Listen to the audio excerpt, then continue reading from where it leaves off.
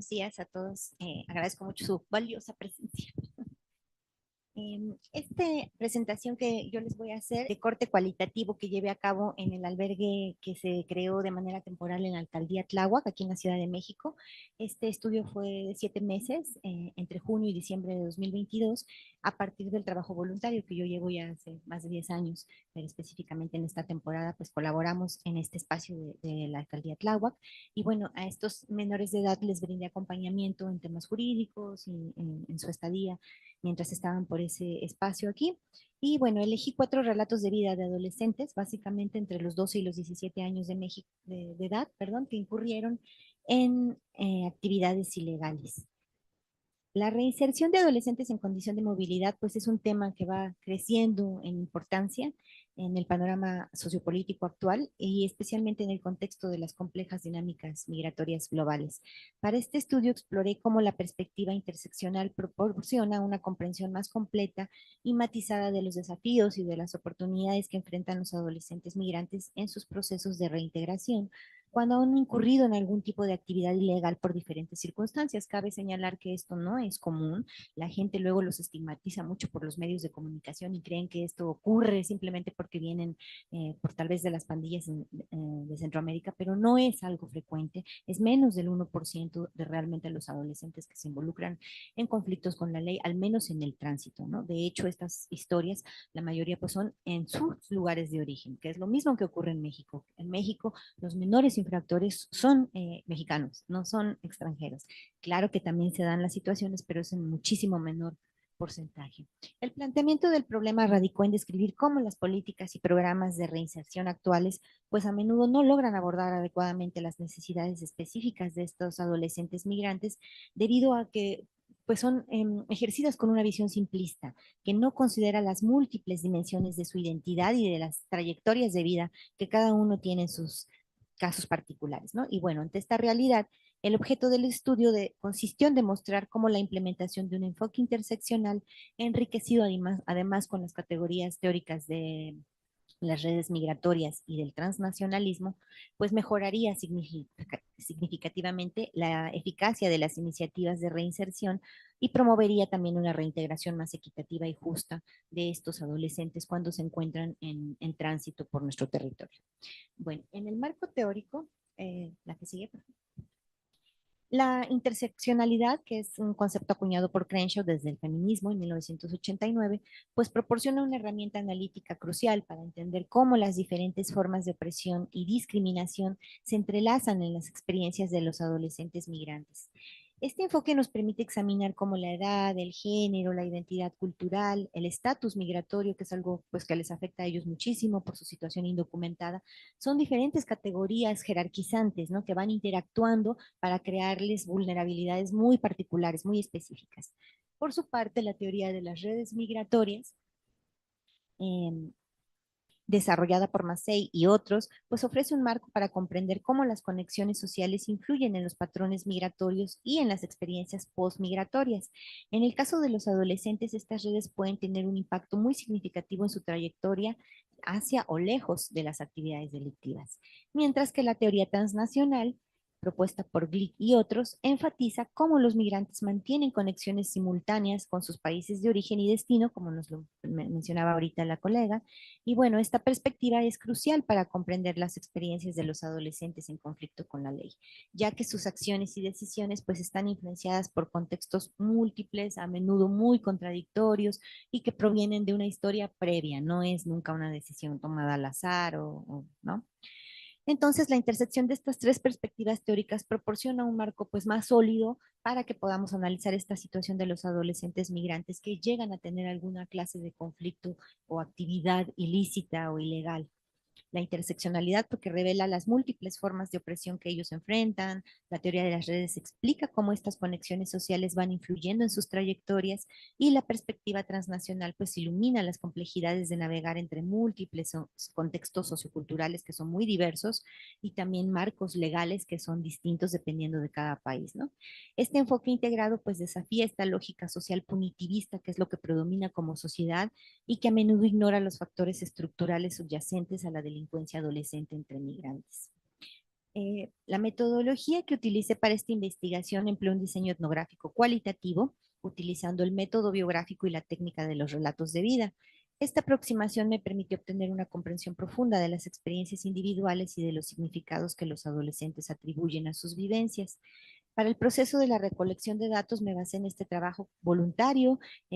Específicamente este análisis fue una temporalidad de 7 meses, como ya mencioné, fue una estancia corta en un albergue temporal y bueno, apliqué guías de entrevistas semiestructuradas, apoyé también con la técnica de las prácticas narrativas, que es una que yo utilizo mucho en el trabajo con las niñas, niños y adolescentes. Entre las actividades específicas que desarrollamos, pues son cartas, la escritura de cartas a familiares, amigos, la realización de dibujos, de collage, improvisaciones teatrales, improvisaciones de programas de radio. Jugamos mucho, ¿no? Con lo lúdico y con lo cultural. Para el análisis de los datos, pues estas entrevistas fueron transcritas y junto con las notas de campo posteriormente analizadas según distintas variables con el programa Atlas T. Se reconstruyeron y se compararon las trayectorias vitales de los entrevistados y se identificaron, pues sí, una serie de factores intrínsecos, pero también extrínsecos que influyen en la incorporación de los adolescentes a grupos y actividades ilegales. ¿Cómo llevé a cabo la elección de los participantes? Elegí a 4 adolescentes migrantes, por cuestiones de tiempo no podía ser una muestra muy amplia, fueron 2 hombres y 2 mujeres para que hubiera paridad de género. En cuanto a las nacionalidades más representativas, he hecho otros estudios con adolescentes trans o adolescentes de la diversidad sexual, pero en este caso pues no son tan recurrentes en actividades ilícitas. Entonces es más común encontrar sobre todo a hombres y cada vez en mayor medida a niñas o adolescentes, ¿no? En este grupo etario pues había un mexicano, un guatemalteco, una salvadoreña y una hondureña. Decidí obviamente incluir a un mexicano porque luego la gente piensa que son los niños extranjeros los que vienen a delinquir e ignoran muchas veces que en la frontera norte la mayoría de los niños que se dedican al trasiego de drogas o al tráfico de personas en la frontera son de origen mexicano. Entonces, quienes presentaban la intersección de distintas características de jerarquización social y habían estado de alguna u otra manera involucrados con alguna red criminal por circunstancias diversas, no todos fue por voluntad propia, ¿no? Los perfiles de los participantes, bueno, son estos. Las edades fueron de 17 años, 16 y 15. Y les voy a narrar así, muy resumidamente, porque la verdad es que sus historias y sus testimonios son muy amplios, muy, muy complejos y muy ricos, pero brevemente haré una reseña, una síntesis de lo que fue la experiencia particular de cada uno. Cabe decir también que los nombres que utilizamos obviamente son seudónimos por razones de confidencialidad y son siempre elegidos por ellos mismos, ¿no? Ellos decidieron llamarse así para esta investigación. Entonces, Perla, que es la chica salvadoreña de 17 años, bueno, ella tuvo una infancia marcada por el abandono de su madre, por la violencia en el entorno familiar. Su padre pues tenía una presencia intermitente, iba, venía. Entonces esto generó que fuera adoptada por sus padrinos. Entonces su vida en su primera infancia fue muy caótica.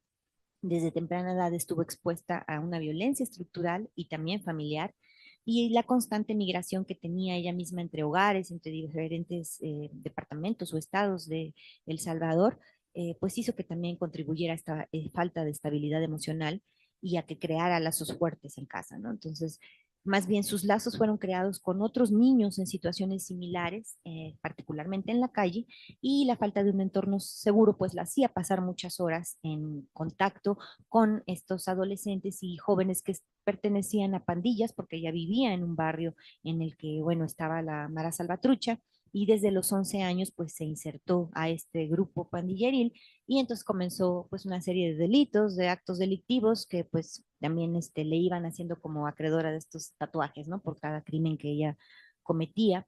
Y obviamente pues una cosa va llevando a otra, ella empezó también a consumir drogas a temprana edad, a tal punto que llegó a asesinar a su propia hermana por órdenes de la pandilla. Y aunque fue detenida y sentenciada, no, perdón, no fue sentenciada porque no había las pruebas suficientes, ¿no? No se encontró el arma homicida, no había testigos, entonces eso hizo que la liberaran, pero su pertenencia a la Mara pues también la convirtió precisamente en un agente de esta violencia de la cual ella pretendía escapar desde temprana edad, ¿no? Y finalmente experimentó pues un despertar cuando se embarazó, cuando se convirtió particularmente en madre y a los pocos meses asesinan al padre de su niño y entonces igual, ¿no? Por un enfrentamiento entre pandillas, y bueno, entonces ahí es cuando ella reacciona, cuando decide que esta vida pues no es lo que ella quiere también seguir reproduciendo, no quiere dar ese ejemplo a su hijo, entonces intenta escapar de la Mara, pero ahí pues ya se enfrenta a amenazas de muerte y lo que logra como solución es unirse a una de las caravanas para pasar inadvertida y salir con ese grupo y bueno, buscar apoyo en México, donde ella pues su deseo es ofrecer a su hijo pues una vida diferente, ¿no? Noé es un guatemalteco, integrante del grupo indígena Maya Cachiquel, tiene 16 años y bueno, por haber nacido precisamente en una comunidad indígena que estaba marcada por la pobreza y la violencia estatal, porque ahí en Guatemala todavía hay mucha violencia por parte de los militares, de los gobiernos. Entonces, su padre fue asesinado por una protesta, imagínense una protesta en la que reclamaban el servicio de luz eléctrica, los altos costos por los recibos de luz, ¿no? Esto era lo que ellos estaban denunciando de una manera pacífica y lo que recibieron a cambio pues fue una represión brutal y hubo 13 asesinados en esa manifestación y entre ellos pues el padre de Noé, ¿no? Esto pues provocó que su madre se viera obviamente sin medios económicos y al tener que cuidar de él y de su hermana menor, pues se vio obligada a emigrar a Estados Unidos. Entonces Noé queda a cargo del cuidado de su abuela, pero pues la señora obviamente igual por salir a buscar el sustento para ambos, lo dejaba gran parte del día solo. Entonces este niño pues digamos que también estaba en una especie de orfandad y esta situación que lo expuso también desde una edad muy temprana a estar conviviendo pues con niños de la calle en un contexto pandilleril y él igual, ¿no? Está ante la falta de oportunidades educativas, económicas, él se integra a la otra pandilla, la pandilla del barrio 18. Primero se inició como chequeo, que es lo que ellos llaman un informante, el que está vigilando, ¿no? Y luego ya fue un miembro activo. El formar parte oficial, digamos, de esta pandilla lo hacía sentir desde sus propias palabras poderoso, fuerte, respetado entre sus compañeros o sus congéneres. Y bueno, también porque debido a su origen étnico, obviamente él había sufrido discriminación histórica desde que nació y esto le daba también un sentimiento de poder, ¿no?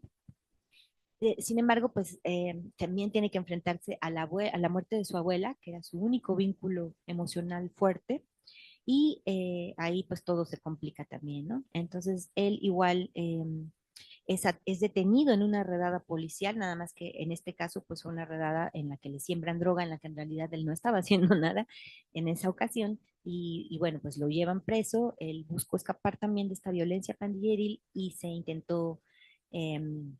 escapar para migrar a Estados Unidos, pero fue interceptado en México, donde ahora pues su propósito es reencontrarse con su mamá en Estados Unidos. Ignacio, que es el mexicano, él tiene 17 años, él también creció en un entorno familiar disfuncional, pero más bien él era integrante del trabajo agrícola, jornalero. Entonces él también estaba entre un campo agrícola y otro desde temprana edad y tuvo que trabajar en distintos campos de cultivo, interrumpir su educación y esto pues igualmente lo aisló de oportunidades de desarrollo. Entonces a los 14 años se unió a una red del tráfico de drogas y personas en la frontera entre México y Estados Unidos. Y bueno, a pesar de que ya había sido deportado muchas veces por esta situación de la minoría de edad, los deportan a México, ¿no? Los tienen 3 días, máximo 15 días en un albergue en Estados Unidos y los regresan a nuestro país.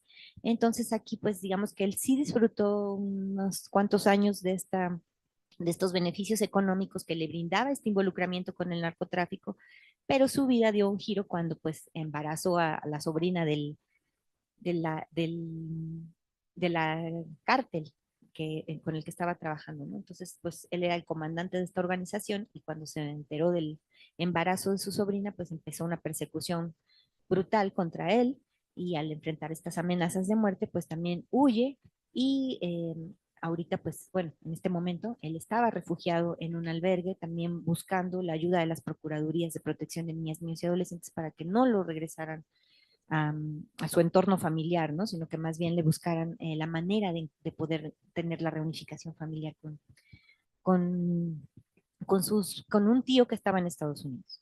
Y Naomi, que es una hondureña de 15 años, pues ella también vivió en un entorno de violencia doméstica, pero aquí más bien porque la mamá tenía diferentes parejas sexuales y el último, que fue el padrastro, digamos, que duró más tiempo, pues a ella y a su hermana las acosaba. Entonces, igual este señor pues también tenía obviamente algún vínculo con las maras o porque lo mataron también en un ajuste de cuentas y entonces ante esta situación la señora decide huir con sus hijos, que eran hijos de diferentes matrimonios, igual, ¿no? Experimenta todas las travesías migratorias con todos los horrores, pero en el caso de esta niña pues que no había pertenecido jamás a una pandilla, ni más bien huía de eso desde sus lugares de origen. Aquí tuvo la mala suerte de caer en redes de una red mexicana que la secuestró y la tuvo por espacio de 3 meses, pues trabajando para ellos, ¿no? La obligaban a engañar a otros adolescentes, a otros migrantes, para llevarlos, pues, con engaños a esta casa de seguridad, con falsas promesas de oportunidades laborales, que iban a ser bien remuneradas. Y bueno, afortunadamente ella fue liberada a los 3 meses y buscó apoyo en la primera casa que encontró, en quienes fue una familia de adultos mayores que la canalizaron a un DIF. Y entonces ahora en México, pues ella igual está solicitando la atención de las procuradurías del DIF para que la ayuden a reencontrarse con su familia, que pues no supo también qué fue de ellos porque venían juntas en el tren, se suben, las extorsionan, las secuestran y ahí es cuando la apartan de su hermana, de su madre y ya no volvió a saber nada de ellos, ¿no? Entonces, es un caso como miles, ¿no? Que ocurren día tras día en estas rutas migratorias en nuestro territorio. Entonces, si hacemos un análisis comparativo de estos casos, pues obviamente en todos vamos a encontrar estos patrones de desintegración familiar, ya sea por abandono, ya sea por muerte o por separación de los padres o tutores, ¿no? Y esto coincide con lo que Heilbrink describe como la erosión de las estructuras familiares tradicionales en contextos de migración forzada. También las condiciones de precariedad, los bajos niveles educativos de los padres, pues son los que muchas veces provocan que los niños tengan que trabajar desde muy tempranas edades y prioricen esta generación de recursos económicos antes que la educación. Todos los casos también reflejan un contexto de origen caracterizado por altos niveles de violencia, sea familiar, sea estructural, sea comunitaria, y esto se alinea con lo que Varela describe como la violencia multidimensional, que es el factor expulsor clave en la migración de adolescentes centroamericanos y también mexicanos. Y bueno, ahora también cada vez más por el desplazamiento interno generado por las redes del narcotráfico. Y bueno, los adolescentes en diferentes grados se vieron expuestos o involucrados en redes criminales, pero como una estrategia de supervivencia o como parte de un proceso migratorio. Entonces se observan múltiples formas de discriminación basadas en el género, en la etnia, en la edad, obviamente en la clase social, en el estatus migratorio, sin duda, y todas estas diferencias se van intersectando para crear vulnerabilidades específicas. Bueno, entonces les decía de este marco teórico, ¿no? La interseccionalidad pues nos revela cómo las diferentes formas de opresión y discriminación van entrelazándose en las diferentes experiencias de vida de estos adolescentes. Por ejemplo, Perla y Naomi enfrentaron vulnerabilidades muy específicas vinculadas con el género y con la edad. En cuanto a la teoría de las redes migratorias, pues también aquí nos sirve para analizar cómo las pandillas y las organizaciones funcionan muchas veces como estas formas alternativas de redes migratorias, porque en el caso de Perla y Noé, pues fueron ellas los que proporcionaron recursos o apoyo para que ellos pudieran conseguir bueno, en el caso de Noé, perdón, sí, de Ignacio, que les ayudaron a conseguir un traficante de personas, ¿no? En el caso de Perla no, fue todo lo contrario, era huir precisamente de estas redes criminales. Bueno, también cabe mencionar que Ignacio lo que quería era, perdón, Noé, lo que quería era utilizar el apoyo de la red para hacerles creer que al llegar a Estados Unidos él se iba a insertar a la pandilla, digamos, la sede en Estados Unidos, en Houston específicamente, pero pues no era lo que él quería era nada más salir de su país para ya, una vez fuera a Guatemala, poder escapar. O sea, él les hizo creer eso a ellos, pero para no ser asesinado. Entonces, estos relatos reflejan cómo los adolescentes siguen manteniendo esta clase de conexiones y prácticas más allá de las fronteras y, bueno, también siguen preservando sus identidades culturales, en el caso de Noé por su eh, pertenencia al grupo étnico y en el caso de Naomi también con el deseo de reunificarse, ¿no? Con su familia en Estados Unidos. Las políticas migratorias y la justicia juvenil. Obviamente requerimos políticas pues que tengan un enfoque interseccional, que tengan estos toques también de del transnacionalismo, Si hacemos un análisis, podemos ver, por ejemplo, en el caso de Perla, cómo se conjuntan esta violencia estructural, esta violencia familiar, que unida a la falta de una protección por parte del Estado o de los estados de la región, pues es lo que la lleva a unirse a esta Mara como un medio para encontrar un sentido de pertenencia, un sentido de protección también, porque con ellos luego no solo encuentran estos sustitutos de las familias o de las redes afectivas, sino la protección que no tienen en sus casas o que los estados no les brindan. Entonces aquí el análisis interseccional evidencia cómo estos factores del género y la pobreza pues aumentan la vulnerabilidad de las niñas y que las propician a que vayan a estas actividades criminales, ¿no? En el caso de Noé es un ejemplo claro como la violencia estructural también y la violencia y la exclusión social pues generaron trayectorias de vida que marcaron esta vulnerabilidad, el racismo, la discriminación muy acentuados en este caso. Él pues intentó usar la migración como una forma de escapar de este ciclo, pero se encontró atrapado como muchos adolescentes en este limbo migratorio que luego no tienen una fecha definida para saber cuándo van a salir del albergue, cuándo se les va a brindar la protección legal o una restitución de sus derechos. En el caso de Ignacio, pues nos muestra cómo la migración interna dentro de nuestro país también es ligada a la explotación laboral, a la trata de personas en el campo, y cómo también se entrelaza cada vez más con las redes criminales como una respuesta precisamente a la falta de oportunidades económicas. Y su recorrido vital pues también está influenciado por la pobreza estructural, las dimensiones familiares, la precariedad laboral. Su experiencia refleja cómo el narcotráfico se convierte en una vía de supervivencia en contextos de marginación extrema. Y esto es algo que hay que señalar una y mil veces. No es normal y no debemos normalizar que los jóvenes cada vez estén encontrando en estas redes del narcotráfico o en actividades ilegales una vía para poder sobrevivir ante las faltas de oportunidades. Y Naomi, pues, es un ejemplo también de la intersección entre el género, la violencia, la migración. Ella, al enfrentar el acoso por parte de padrastros, acoso sexual, violencia física por parte de su mamá, amenazas por parte de las pandillas, entonces ella igual trata de encontrar en la migración la escapatoria a la violencia y viene a ser víctima de un secuestro, ¿no? Entonces aquí el viaje y la incertidumbre pues terminan también separándola de sus familiares con los que venía y bueno, a citarla en esta situación de indefensión total. Eh, Obviamente es un estudio limitado, el tamaño de la muestra es muy pequeño, no podemos generalizar también los hallazgos, el contexto geográfico también específico de la delegación Tláhuac, de la condición de transitoriedad de los menores y la temporalidad, pues también es algo que es un periodo específico en el que se hizo ese estudio y obviamente los datos y la información pueden cambiar porque las redes del crimen también se van perfeccionando día con día, entonces las condiciones van cambiando. Las historias de vida de estos adolescentes pues revelan un patrón consistente de cómo la marginalización social, la pobreza, la violencia estructural interactúan con factores que producen vulnerabilidades extremas. Y los adolescentes en búsqueda de pertenecer, de sobrevivir, se ven atrapados en estas redes pandilleras. Y bueno, obviamente necesitamos políticas y programas que reconozcan, que abordan toda la complejidad que encierra esta problemática, enfoques más holísticos, también sobre todo quitarnos esta visión punitivista. Un menor de edad, lo dice la ONU, no puede ser juzgado como un adulto. Las razones que a ellos los llevan a cometer delitos tienen mucho que ver con el desarrollo cognitivo, con la falta de madurez emocional, que no toman decisiones a la ligera. O sea, o son obligados, en la mayoría de los casos, son cooptados por estas redes con engaños, con amenazas de que van a hacerle algo a sus familiares.